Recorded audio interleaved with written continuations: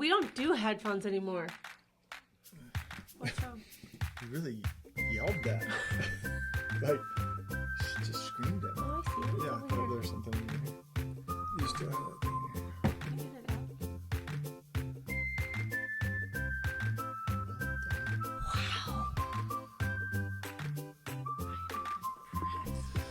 Mel and Vivian, they're in a rut. And they can't exactly put their finger on when it started, but over the past few months, they've felt increasingly distant, disconnected. Both work full time, and both would admit that Mel takes care of the bulk of the kid-related responsibilities, including having carried both pregnancies. And recently, they decided to sit down with us. Remember, this is all fictional, but just keeping the story alive. So recently, they decided to sit down with us to talk through what's been happening in hopes of finding their way back to feeling close again. And so here's a piece of that conversation, that fictional conversation that we are having with Mel and Vivian. So, hey, Mel and Vivian, what would you say brought you here today? Mel: honestly, I feel a little weird saying this, and I worry Vivian might take it the wrong way, but I just kind of have the ick right now. I'll be Vivian. The ick? Like from that show, Nobody Wants This? Mel: yeah, exactly. Steven: okay, someone's got to help me out. What do you mean by the ick? Mel: it's like I feel turned off by Vivian. Everything she does kind of gets under my skin. It's not that I don't care about her, but right now I just feel annoyed, even grossed out. And I feel bad admitting that, but it's the truth. Then I say, Vivian, did you know Mel was feeling this way? Vivian then says, well, not in those words, but it does feel sometimes like she just wants me to stay away from her. I say, Mel, can you say more about what's behind the ick? Mel: well, I think I've just been really overwhelmed. Work is stressful, the kids have so much going on, and I feel like I'm juggling everything. And honestly, sometimes our relationship just feels like one more thing I have to manage. Vivian says, wait, you have to manage our relationship? Mel: yeah, I'm usually the one who initiates. I ask if you want to take a walk. I say I miss you and I want to spend time with you. I plan date nights. I'm the one who keeps us connected. Vivian: I don't think that's always true. Yesterday, I asked you if you wanted to grab coffee. You said no. Mel: true, you did ask yesterday, but typically you don't initiate. You're up for connection if I bring it up, but you rarely pursue me. Then I say, so Mel, how does this connect back to the ick feeling? Mel: it's like I'm working so hard to hold everything together. I feel like if I stopped trying, our whole family would just fall apart. Meanwhile, Vivian's just living her life. And the more that dynamic plays out, the less I want to be close to her. It feels unfair, like she's taking advantage of me. And the thing I hear most often is that last one, though. My partner wants my attention, but they don't see how overwhelmed I am. So I'll be talking with a client or a friend who will say something along the lines of I planned dinner, made dinner, cleaned up dinner, entertained our kids. Partner was kind of vaguely checked in or out throughout dinner, kind of disengaged, that kind of thing. We finally get the kids to bed, and then they're like, hey, and give the sort of nighttime eyes. Is that the PG way of saying that on a podcast? Sure. And it's like, are you out of your mind? Yeah. I could not have more ick feelings about you. How dare you? Yeah. And that stacks up that feeling over time. I think the start question has to be finding, before we even bring it up with our partners, finding that thread back to what started this? Where is this rooted? What's the beginning? Because 100 micro things can happen in a day that stack up, that contribute to and this does come from that TV show. And I think what's hilarious about the TV show is one of the icky things this guy did was bring flowers. Right. That's a nice thing. He was trying to be thoughtful, but it's just Sure. and they were too big and they were wrong. And that's the point, I think, is that it can be anything that can start to feel like the ick, where you're missing it. Right. You don't get the point. Yeah, the feeling is is already there, and so all the little things begin Stack to up. feel That's icky. right. That's right. If you're feeling this way, if this has ever shown up in your relationship, what do you do? I think the first step is, if you're the partner, if you're Mel, or if you're Erin, if you're feeling the ick, you need to say something. And I think a lot of times, again, just like Mel was feeling, and I think maybe how you were feeling too, Erin, you're like, I don't know how to say this. It sounds harsh. It sounds mean. Maybe I don't want to say it, and I'll just be really mad and just sort of blow up on you. I don't know what to do.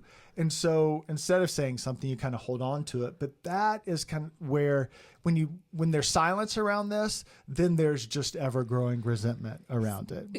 Correct. 100% yes to that. I think that even the saying to something, like we, in our book, the conflict to connection equation, that first step of that checking in with yourself. Yeah, like before I say something to Steven, I have to even be willing to say something to myself, like acknowledging my own feelings and validating like, okay, this is confusing. I know I don't feel ick for Steven, but I am feeling ick for Steven. So like what needs to be addressed here and being honest first with self and allowing that to be true. Yeah. One of the key places that this comes up is in that feeling of around like, I don't feel like my partner is initiating connection with me. And I disagree with that. But this is what I mean by I totally disagree. Go ahead. But this is what I mean by it. Yeah. In terms of, again, it's that idea of I don't feel like you're aware of my experience and paying attention to it. And if you were and talking to me about it and kind of checking in with me about it, that would be initiating connection and being like, hey, I see you. I see what's happening. I see how you might be feeling. And when a partner isn't feeling that, that begins to develop that idea of like, I don't feel like you're seeing me. I don't feel like you're understanding me. So I do kind of agree with that. So I take it back. With the nuanced description. That's right. Because I don't think it's a lack of initiation. In fact, sometimes I think in this ick thing, it is initiation itself that feels icky. Yeah. Like, stop. Right. Like, no, I don't want to go on a walk with you. No, I don't want more time with you. No, I don't. No, I don't want to sit beside you. No, I don't want to hold your hand. No, yes. Yes. Everything. In fact, that all makes it more icky. Yeah. But what I want is for you to know me, to see me, to like understand me. And I think what you're saying, I actually ultimately do agree with. But I don't think it's about like, you're not asking for my attention enough. I think it's like, stop asking for my attention.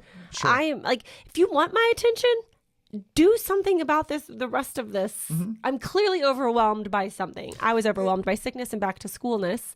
And so anything you said was like, I could not care less about that. I think step 2, this is the hard part for the Vivians, the Stevens, the intentional listeners. And in this kind of scenario is the hard thing that your partner is saying to you. You have to look for the truth in your partner's words, even if it stings. I think the truth in their experience of their words. Right. That's what I mean. You have to ask, is there a kernel of truth here? And because she even said like, it's a little gross. That is such a common way people describe this. Like it feels gross. I mean, my partner feels kind of gross. Yeah, they're kind of gross. Like, gosh, you seem needy or you seem, just kind of yuck. Like it's ick. It was the perfect word. I thought that whoever wrote that was like, they have been in a relationship. And so there has to be an expression of what's happening. There has to be the capacity for the partner to hear the Vivians. Yes. And to listen to what Mel is trying to say. Step 3, there has to be an effort to shift the dynamic. And I think there's 2 parts to this. I think it's this idea of shifting from disengaged to engaged. So like practically speaking, just logistically speaking, if we're talking about Mel and Vivian, is there anything that just needs to change about their life so that Vivian is more engaged with the practical day-to-day experience of their family? Need to begin to take on some more. Maybe, and that looks like, hey, you need to start handling dinner. Hey, we need to reevaluate how we do school drop-offs. Hey, we need to look at who's scheduling all of our social activities and who's doing the sports stuff. Like, we need to get some balance. Other aspect of this is moving from being the reactor to someone who is the pursuer. And we kind of talked about this in a little bit, and there's some real nuance here. Agree. Pursuer doesn't have to mean pursuing touch or closeness or connection in the ways that are important to the Vivians. They have to be important to the Mel's. Yeah. So you have to ask, you have to know. Right. And I think the Which universal would feel thing like is pursuit. If Correct. you're like, hey, like the you know, universal part of pursuit, I think, is being known. Yes. D- And the universal part of communicating pursuit to your partner is being curious and saying, I want to connect with you. I want to connect with you and pursue you in a way that feels good for you, not just in the ways that, you know, feel natural or feel good for me. What, like, would this feel helpful? If you have the ick, there is nothing wrong with you. Yeah. If your partner has the ick, there There's is nothing nothing wrong wrong. with Yeah. you. Yeah. You have to be able to engage this. So what might that look like? What Okay. might a way to kind of initiate this repair conversation? That's right. To get it started. So I'll start. Erin will be Erin. and I'll be Vivian in Okay. this one. So Vivian, how are you doing right now? I imagine hearing Mel say some of this might have felt tough for you. Vivian, yeah, it is. Honestly, I feel defensive, like I want to go line by line and argue back. Erin, that's a natural response. But before we go there, could you pause with me for just 1 second? Do you feel like there's truth in what Mel's saying, that you tend to respond more than initiate? Vivian, yeah, I can see that. It's come up before. Erin, me.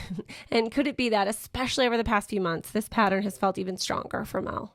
Vivian, I'm not totally aware of it, but it sounds like that's what she's describing. Then maybe that's the place to start. Not whether Mel's right or wrong in her details, but whether you can both acknowledge this dynamic has gotten harder lately. Vivian, I can start there. If you're feeling the ick, It's okay. it's okay. There is a way to talk about it that can be productive and can be useful so that you and your partner can move from that place of feeling disconnected to being connected.